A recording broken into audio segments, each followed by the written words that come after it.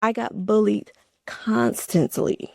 And it just never stopped, and even to your point, Sam, your family will sometimes hit you the worst with it. It's like, I couldn't help how God made me. If I could, I would. But it was tough. And even when you get older, it doesn't change. I still will sometimes get that type of ridicule, you know what I mean? But you just learn to fight through it. Welcome to Girl Talk. I'm Nicole D. Miller, author, blogger, speaker, hybrid book publisher, and your host. At Girl Talk, we are a safe space for female leaders to engage in healing and edifying conversation. This is your Me Too empathetic corner, where we have authentic and transformative dialogue designed to uplift and connect high-achieving women like you. Are you looking for a safe space to cultivate sisterhood with other like-minded female bosses? Leave your cape at the door and join the conversation. Hi guys, and welcome to Girl Talk. I'm your host, Nicole D. Miller. This upcoming episode is a doozy. It's one we don't necessarily discuss in our community, and when we do, too often the discussion is filled with trauma, animosity, and even hatred toward those in our own race. The topic of today's conversation is colorism still a thing? By definition, colorism is a prejudice or discrimination against individuals with a dark skin tone, typically among people of the same ethnic or racial group. Now, for those familiar with this experience, you'll probably be surprised that we have Black women of all shades joining the discussion. This was by design. While I am a darker-skinned woman and am passionate about raising awareness to the ugliness of this happenstance in our community, I didn't want this conversation to be one-sided. I didn't want us to only hear from darker-skinned women and walk away with our wounds and pointing the finger at our lighter-skinned sisters, or at those who don't look like us. No, I wanted healing. And healing is understanding that the enemy of our souls isn't dressed in skin. We wrestle against principalities and powers. Ephesians 6:12. Those who have historically persecuted us as a people are using those blinded by darkness to do so. Often, that has looked like one particular race in power. But if we get stuck on what we see in the natural, we too will be deceived, and we won't win the real battle to restore our identity in the earth. That being said, I invited several beautiful women to join the conversation and take a much-needed first step in healing from colorism, discrimination, rejection, exclusivity, childhood bullying, and so on and so on. Please give a warm welcome to Lisa Evans, Nakia Hudson, Sam Walker, Brittany Knight, and Ari Baker. I want to give a special shout out to our marketing sponsor, The Pull-Up Experience, leader of an amazing movement and podcast in Cleveland, Ohio. You can catch their information in the show notes, along with our panelist info. I also want to give a special thank you to our individual donor and to Nakia of 2U Wines, a Black female-owned winery in CLE. Special shout out also to our vendors, Jamia Lewis of the Thanksgivers Podcast and Chef Wanda of Thyme to Eat. Both vendors' info is in the show notes. Now, if you're hesitant to listen to this episode, don't be. I'm happy to report we handled this topic with care and love. My girls were open, honest, and real, and that crafted the atmosphere needed for us all to really dive into those traumas that are too scary to face. You may find a lot rising up in you even as you listen, but take heed to the encouragement I share at the onset. Be slow to speak, quick to listen, and slow to anger. James 1:19. On that note, it's time to grab your favorite beverage, sit back, relax, and join the conversation. Thank you guys for coming out. It really does mean a lot. My name is Nicole D. Miller, and I am the host of Girl Talk, which is a platform for female leaders who make impacts on their communities. I'm really excited about our upcoming conversation. It's called Is Colorism Still a Thing? And I handpicked these women for a reason. Not only are they bosses and change makers and community leaders, but they have amazing character, beautiful spirits, beautiful hearts, and they're passionate about our community. So just to let you guys know, we're going to discuss colorism in the Black community. So colorism is an issue in other cultures, but specifically we're going to highlight what it means to us as women of color, as Black women. Just in case you're not familiar with the platform, so Girl Talk is a safe space for vulnerable discussions, for intimate dialogue, and our purpose is healing through conversations. We have a saying here, leave your cape at the door. A lot of times women are doing the most, they're wearing all the hats, they're handling all their business, but they're wearing their capes, right? And also, this is not just a conversation for women. The platform itself highlights female leaders, but we honor everyone to be involved in this conversation, and we definitely esteem our men, as was shown in our conversation, Something for the Fellas. Mm-hmm. So one thing I want to do is just first thank you to our sponsors. The Pull-Up Experience podcast came through, and you guys are going to see the Pull-Up Experience women are in the house. Can we give it up for the Pull-Up Experience, please? Yeah. Y'all are deep, did amazing with marketing and partnership. They were on it. I want to highlight To You Wines, which is Nakia Hudson sitting to my left, who is sponsoring the wine today. Black, female-owned winery right here in Cleveland. I want to highlight our vendor, Jamia Lewis, who is in the house selling her greeting cards. I want to give a shout out to Chef Wanda. Y'all already know what she's on. Okay, I'm at that real full right now. Real full. Yes, and of course, Andy Miller Publishing, which is my business. And you'll see some of our featured authors, their books in the background, as well as one of our authors here, right on this panel, Ari Baker. So first and foremost, I want to introduce these women and share their bios, and then we're going to let them just give some other personal things about themselves that they feel like they want to share. So we have Ari Baker to the right. Ari is a nurse, wellness coach, group fitness instructor, and educator. She obtained her undergraduate degree from Ursuline College, while she has her Master of Science in Nursing with a focus in nursing education from Chamberlain University. Ari has a passion for not only training individuals to meet their fitness goals, but toward educating individuals on holistic practices that treat the mind, body, and soul. While Ari loves to help anyone in need, she strongly desires to assist the lower socioeconomic community who face unfair treatment in the healthcare industry. Learn more about Ari's insight on health, nutrition, and the importance of female wellness at trainaristrong.com. Go ahead and clap. For sure. Yeah, so Ari, feel free to add anything else that you want us to know about you. Hello, everyone. So I feel like I'm at home here. This is my, fourth time? Yeah. Doing Girl Talk. That sums it up. I'm an author as well. I created Sorry for the Wait. Thank you, Nicole. She helped me to write and publish my book. I'm also an autism advocate. I have a 16-year-old son who is on the spectrum, so I really advocate for that population. And like she said, I also am a group instructor here located in Cleveland Heights, Ohio, on my own business. I don't know, Nikki, what else would you say? I'll say Ari is the best hip-hop step instructor in Cleveland. I said it here first. Okay, yes. So now we have Samantha Walker. Samantha is a fashion industry trailblazer, body positivity advocate, and mental health champion. With over 20 years in the fashion industry, Samantha has solidified her legacy as a pioneering force in promoting inclusivity, confidence, and compassion.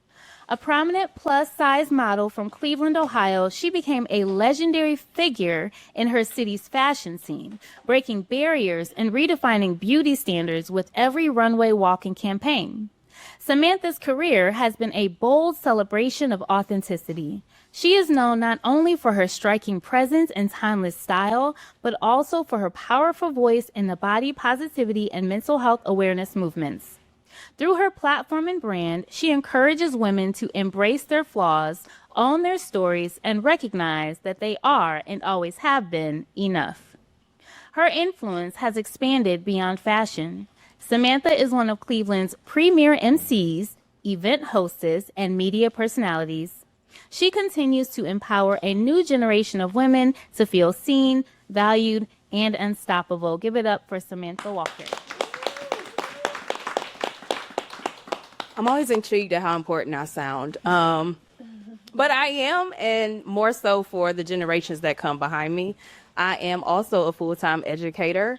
I work with disserviced student populations, so students that are not on track to graduating on time. I mentor those students. So yeah, I'm sure as this conversation gets going, you guys will learn a whole lot more about me beyond what you see on the runway, what you see at events. Thank you, Sam.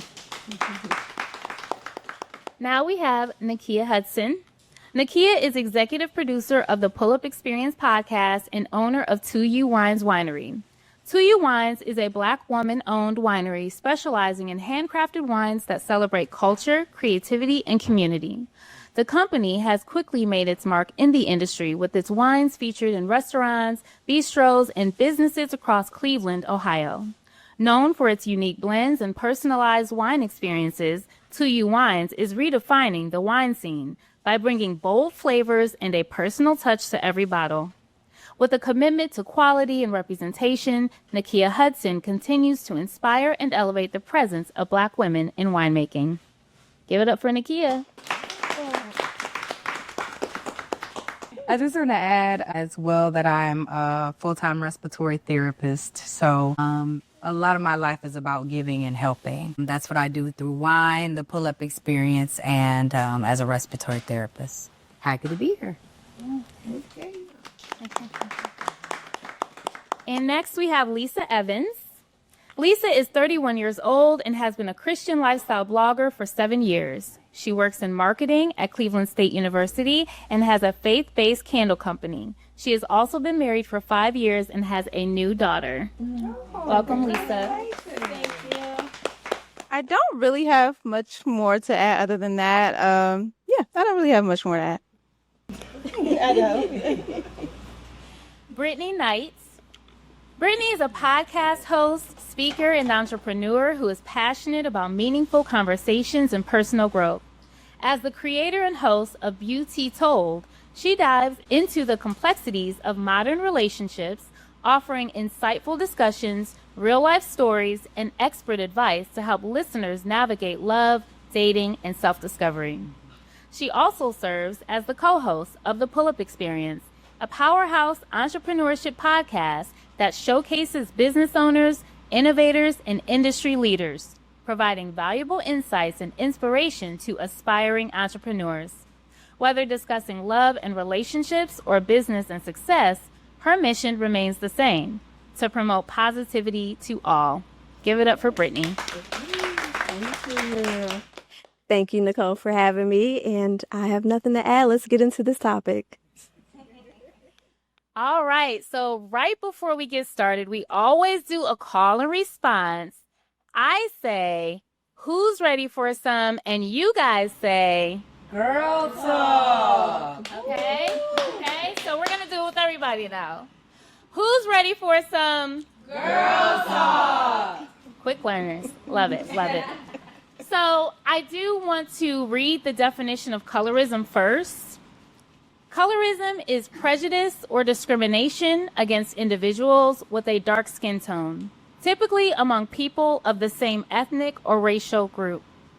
One of the reasons I wanted to do this topic is because as a darker skinned woman, I have faced colorism. I know a lot of other darker skinned women have faced it, but I didn't want this conversation to be one-sided. I wanted to open the floor to women of varying skin tones So when you look at this platform, you're going to see a variety of skin tones, and be open-minded, come with a listening ear, be slow to speak, slow to anger, and swift to hear. So everyone is going to share their own experience based on, what they've walked out. I'll ask the question, and then we'll pass the mic, and everyone can answer individually. And we'll do this for about an hour. Once we're done, we'll open the floor to Q&A for the audience. The boys are getting up now. Yes. For real. Okay. The first question. Why do you feel this topic needs to be addressed in our community? What are its impacts if we don't address it?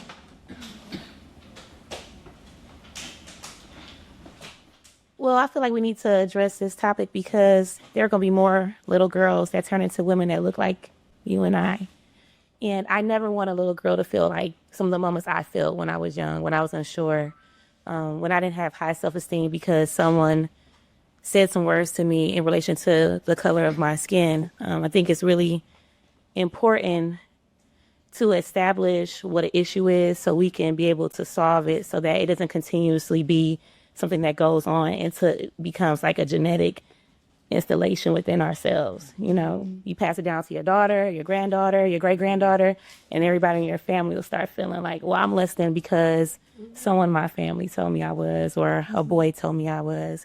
And if we don't address these situations, it's just going to continuously be a community problem. As you can see, especially within our country, we are a population where a lot of things are coming against us. So the last thing we need is to be fighting amongst ourselves.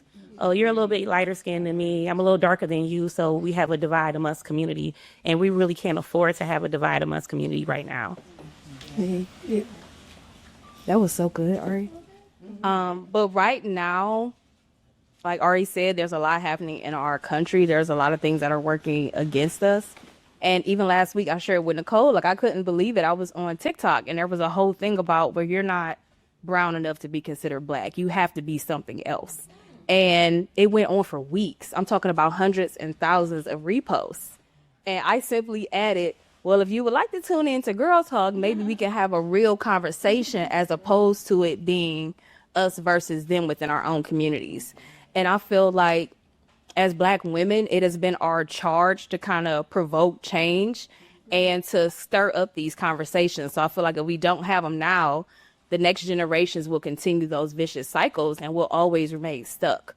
So I hope that we keep having these conversations, and this is not just a one-time thing, because tomorrow we could go to work and it'd be a whole nother conversation that restarts this whole thing.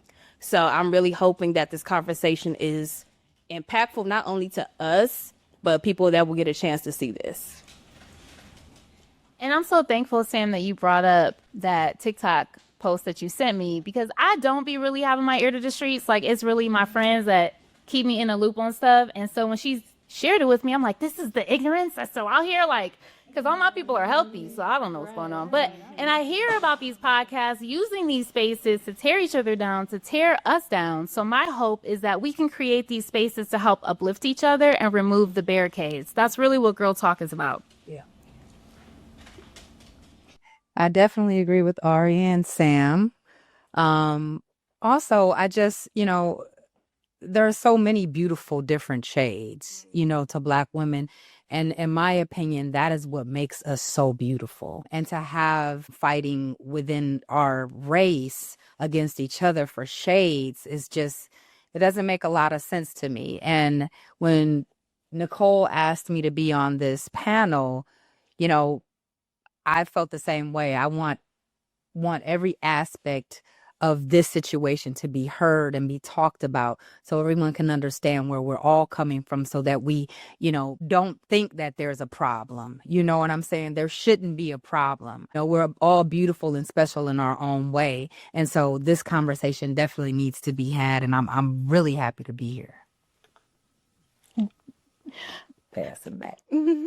I think this conversation needs to be had because this issue, like many other issues in the Black community, is rooted in slavery.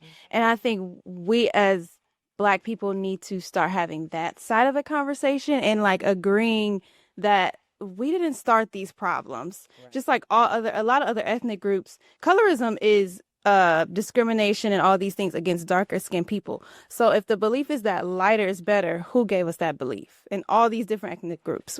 Mm-hmm. One particular race during colonization. Mm-hmm. So I think we have to start coming together and understanding that the problem is bigger than us and we didn't start this problem. And so we don't have to continue to fight it within each other like everyone was saying. Indeed. Mm-hmm. I would say a lot of what you ladies have already said. It affects everyone. It affects the individual of whom is being talked about. It even affects the person that's even being the person that's talking about that person, because in our households, it needs to be promoted more that everyone is beautiful and people have feelings, and those words can hurt. And, sometimes it definitely breaks my heart to see that the words penetrate so deep with someone that they're willing to take their own lives. So it goes beyond just, the sticks and stones may break your bones, but words really do hurt and they cut deep. And I think that people tend to forget that part. Yeah. Thank you, ladies, for sharing your hearts. Now we're going to get a little bit personable. Okay. I want to say I was in shock hearing some of the stories that the ladies shared. We did one-on-ones with them, or I did one-on-ones with them. And I was like, oh my God, this happened to you. And so even though colorism is against darker skinned women, a lot of us have experienced bullying. A lot of us have experienced exclusivity, ranking in our families. So the next question is, how have you seen your own personal journey impacted by colorism in our community? But I also want to allow you to share any other aspects of bullying, exclusivity based on your skin tone. Oh, yes. Okay. So let's see. I talked about this a little bit in the book with Nikki. So a lot of people don't think that brown-skinned girls catch hell when it comes to colorism because we're right in the middle, right? You're not light-skinned, you're not dark-skinned. I grew up in Cleveland. So 80s babies, 90s babies, either you were light or dark where I was from. I grew up in Cleveland. I went to Jameson before it was closed. And especially in the summer, I call hell. I'm a brown-skinned girl that when the sun touches my skin, God kisses my skin, I get chocolate, okay? And I have full lips. I have a large nose. I have really strong African features. You get called monkeys. You get called all kind of, animal names. And it stuck with me for years. And while I was in school, I always befriended a light-skinned girl. Always. I don't know. We always would just gravitate towards each other. And I would always notice the difference in treatment I would get in relation to my light-skinned friend. It wouldn't matter if my personality be more bubbly. It wouldn't matter if I was more polite, more kind. I just will always notice teachers might favor the light-skinned girl. Boys always will favor my friend. I would just see it. I always will feel like I would have to work harder to maintain presence. Like I will always feel like I have to earn my keep in order to feel value. And colorism really plagued my life for a long time. Of course, we all grew up on some of the same TV shows that I'm sure we're going to talk about. I mean, if you think about it, Martin and a lot of the 90s sitcoms, the dark-skinned girl was always the friend who had no man. And the light-skinned one was always the one that was pursued. And she was always the one that had a little bit, more class. Think about House Party, things like that. And for a long time, I subscribed to that notion that, I'm chocolate, so I need to talk a little bit more hood. Well, my hair is not as silky as a light-skinned girl, so I must be more ghetto. Even though I came from a very, social, economic, thriving household. Think about times where I ran track throughout high school and how me and my friends who were chocolate would go and bring our umbrellas to hide from the sun, or go under the bleachers and we would hide until it was time for our races because we didn't want to get too black. And these are just stories I hear from girls like my color and darker because we couldn't afford to get any more dark. You're coming into the house, damn, you got black.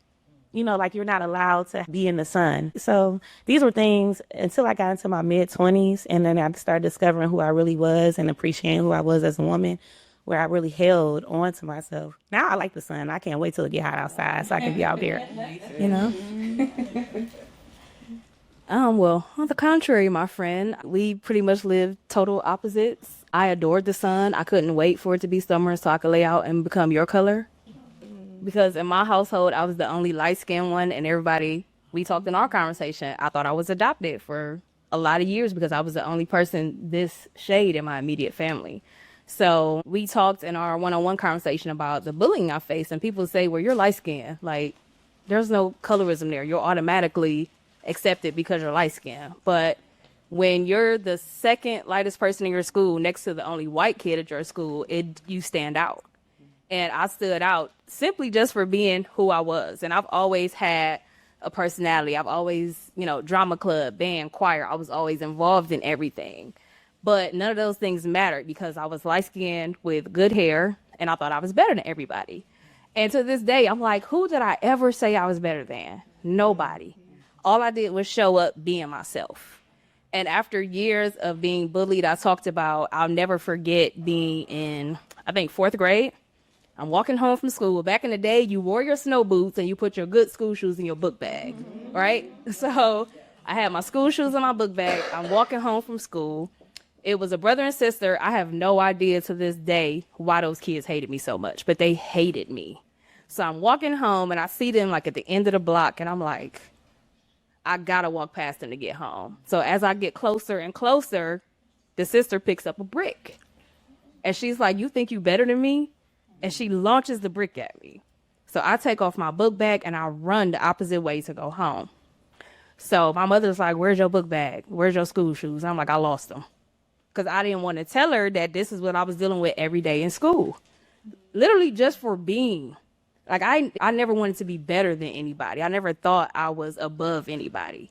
But the fact that I'm this color, that set me apart from a lot of people that I grew up with.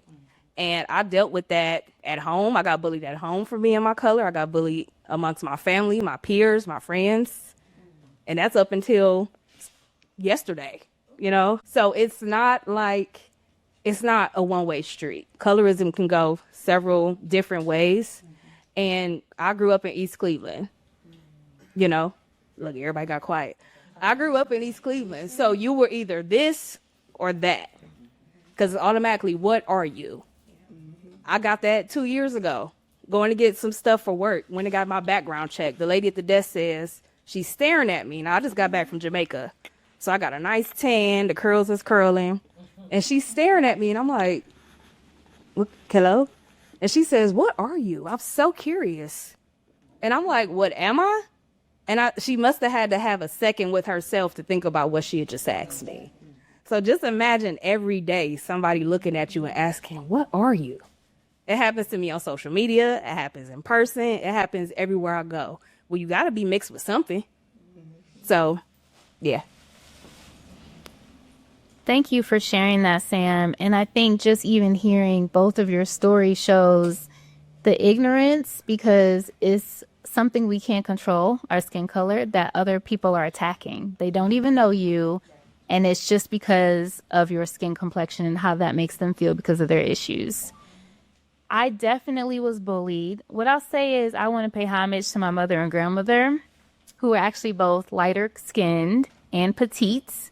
And I looked nothing like the women in my household, but I was so affirmed in the home. I was fly, I was cute, all the things, right? And I think my mother was so big on that to prepare me for the world. Mm-hmm.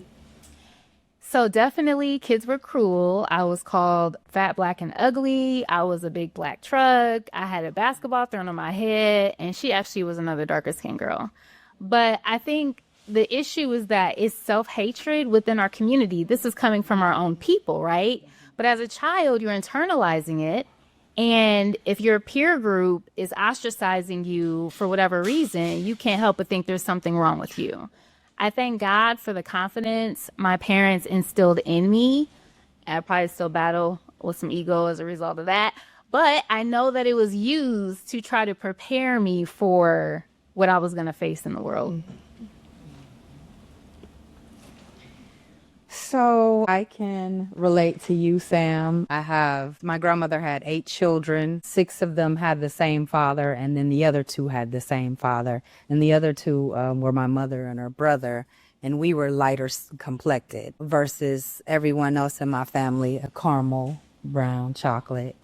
And, I was always wondering, like, why is my skin lighter? Why is my skin lighter than everyone else's? I love the sun, love to be out in it, love to get tanned. I think my first experience was one of my aunts, my youngest aunt is 2 years older than me. And we moved into East Cleveland. And we went out to make friends. We had to do the whole, hey, do you want to be my friend situation, And we said it, and they wanted to be my friend, but they didn't want to be my aunt's friend. And I'm like, well, what's going on here? Like what's the problem? What's the situation? And I just realized, from the way they acted and the way they talked, that they felt like, oh, she's the pretty girl. We want to be her friend versus my aunt who is darker complected. And I'm like, no, we roll together. We roll it. This is my roadie right here. This is my aunt, we roll together. And that was like my first experience with it, and just questioning, like, what's the difference? What's the difference? My hair is different. I'm different from my aunts, but I was so close with them and I loved them so, like, I looked up to all of them. So it was like, to me, like, they were what I wanted to be, what I aspired to be. And as a young adult, like, one of my first jobs, I had signed up with a temp agency, and I got hired in the rental office of, I think, the Huff Apartments. And I was happy. I'm like, oh, I'm an administrator. I'm all in the office like, this is great. And I was doing very well. I noticed that, like, the maintenance guys and, they would roll in and talk to me. Very nice, very respectable, just getting to know everybody that I'm working with. My supervisor was really super nice to me. I was, happy to have her guidance and for her to teach me everything. And she was telling me that the position was going to become permanent. So I'm excited. I'm like, oh, I have a permanent job. This is great. I felt important because I'm working in the office. And she was like, I'm going to have to interview you, though. And I'm like, cool. I know all of this. Well, I'm good. And she would always, like, I always keep my hair short. And she would always be like, you look like Halle Berry. You look like Halle Berry all the time, right? And I'm, I'm taking it as a compliment, like, hey, thanks so much. I appreciate the love, And I kept asking her, like, when's the interview? Because she started to interview outside. So I was seeing these girls come in to interview for this position. And I'm like, okay, well, I guess she's going to interview me sometime. So I ended up literally having to ask, like, well, when am I going to get interviewed? Oh, it's coming. Two of the young ladies had a second interview. So I'm like, oh, did I do something wrong? I'm like, I'm here on time. I'm doing what I'm supposed to do. Everybody likes me. I'm doing well. I'm picking up everything like I'm supposed to be, like, starting to get worried. So one of the young ladies that she interviewed twice was good and pregnant, like more than 6 months, if I had to guess. Okay. And she walked her in one day and she was like, I'm going to have her train with you today. And I'm like, okay, she seemed like a nice enough girl. So I'm like, okay. But in my mind, I'm like, what is going on? So I started training with the young lady. Super sweet. I liked her a lot. She was 8 months pregnant. And one day she was like, I'm going to go to lunch with you. And I was like, all right. So we went and grabbed come get in the car with me. We went and grabbed something to eat. And we sat at the park and we started eating. And she was like, I want to tell you something. And I was like, what's up? And she was like, she hates you. She hates you. She's like, I hate those light-skinned, Halle Berry looking bees that think they so cute and they so much better than everybody else. And I'm like, what? Like, my heart was just broken because, she put on this front like she was, like she was supporting me and wanted the best for me. And I was doing everything I needed to do. Like I said, I was walking to work. I was learning these things, and it just... We have tissues. Learning these things, and I was just in shock.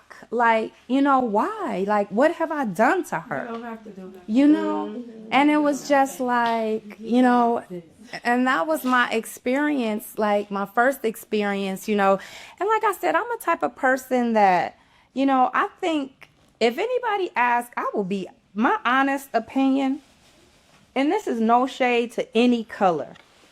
But when you look at models and you put them all in a row, and a lot of times they put them in a row of from light to dark or different races. When you got that pretty skin of a darker complected woman, it's outstanding. It's so beautiful and it's so unique and it's so different.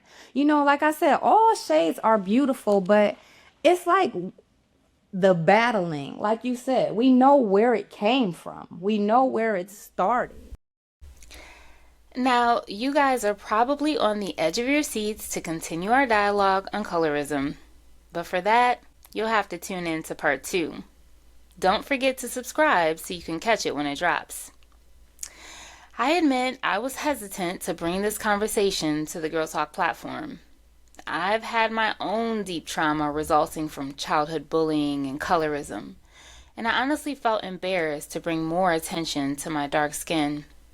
Yet having this dialogue in this space did what it always does for me. It let me know that I'm not alone. In this chat, I learned that some of my fair-skinned sisters suffered the same verbal and even physical abuse that I had.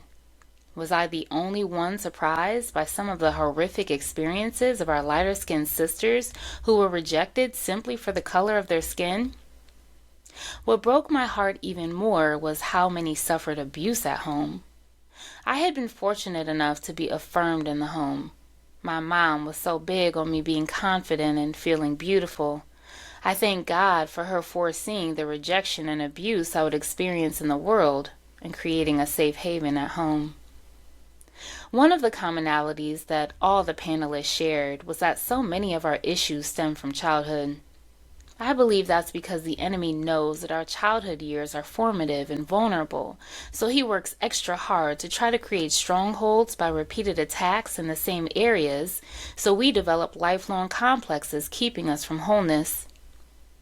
What were some of the items that resonated with you in our dialogue? Were you told that you were too black or not black enough? Were you constantly questioned about your race? Or maybe you were even surprised to hear that colorism is an actual issue.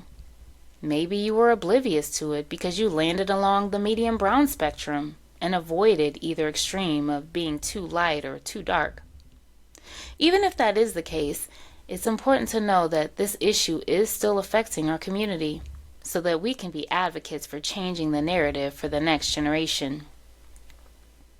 The sad truth is, when others tear us down, it has nothing to do with us and everything to do with them. It's their complexes that they're projecting on others. But change starts with us. By connecting with other like-minded leaders in your community, you can manifest the world you want to see. And if you don't know anyone in your city, you are officially adopted in CLE. Thank you guys for listening. I encourage you to share this conversation. Start bringing awareness to your spaces of influence and seek mental health resources to assist in your healing. And until next time. But remember, I attract amazing women doing amazing things. So guess what, sis? That means you're amazing. Don't forget to subscribe, rate, and review this podcast. To continue the conversation, join our Girl Talk community by following @GirlTalkCLE on Instagram and Facebook.com/HTOHB, where you can join the Girl Talk Facebook group. You can follow me personally on Instagram @HTOHB, on Facebook.com/HTOHB, and at YouTube.com/@HTOHB. Feel free to reach out via email info@indiemillerpublishing.com. If you're a writer who wants to take the next steps into becoming a published author, you can book a one-on-one consultation at indiemiller.pub. Just let me know you heard about my publishing house through Girl Talk, and I'll give you a 50% discount on our one-on-one. If you'd like weekly inspirational nuggets, you can subscribe to my blog and monthly newsletter at NicoleDmiller.com, where you can learn more about me and my writings. Till next time.